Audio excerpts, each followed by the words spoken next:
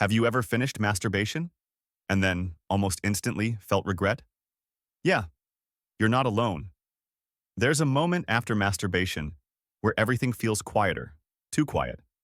And in that silence, regret creeps in. And you sit there wondering, why do I always feel this way? Why can't I just be normal? I want you to know there's a real reason for this. And it has nothing to do with you being weak or wrong. It's actually wired deep inside your psychology. When you masturbate, your brain floods with dopamine, the pleasure chemical. But right after that peak, dopamine crashes. It's called the dopamine cycle. While your body just experienced pleasure, your brain is suddenly starved for that same chemical, creating an emotional emptiness. That emptiness isn't you being bad. It's literally your brain's chemistry resetting after a high. But there's another layer. It's what psychologists call post-nut clarity. It's that sharp moment right after masturbation when all your urges are gone, and you suddenly see things differently. Sometimes with brutal honesty, you realize the urge had been driving you. Now that it's gone, you're left with a cold, honest mirror. Was that what I really wanted? Is this who I want to be? That clarity can be empowering or devastating, depending on what beliefs you've been carrying inside you. For a lot of us, that regret is deeper than chemistry. It's wired through something psychologists call shame conditioning. Growing up, many of us learned that sexual desire is something to hide, to feel guilty about.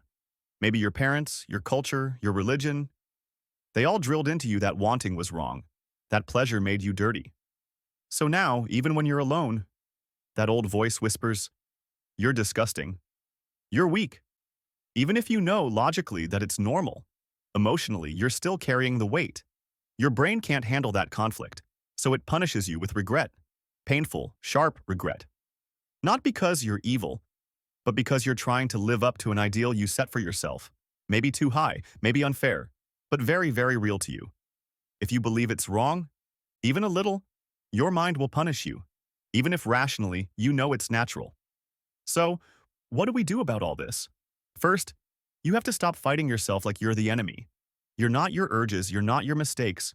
You're a human being, trying to survive in a world that taught you to be ashamed of being human. Healing starts with understanding, not with discipline, not with fixing yourself, but with listening. Ask yourself, whose voice is making me feel ashamed? Is this belief actually mine? Or was it given to me? If you can answer that honestly, you'll start seeing the regret not as a curse, but as a message, a map, a chance to rebuild your relationship with yourself. You don't need to be ashamed of wanting. You don't need to feel guilty for being alive, for being wired the way you are. You're just learning how to live with yourself, fully, honestly, and that is real strength.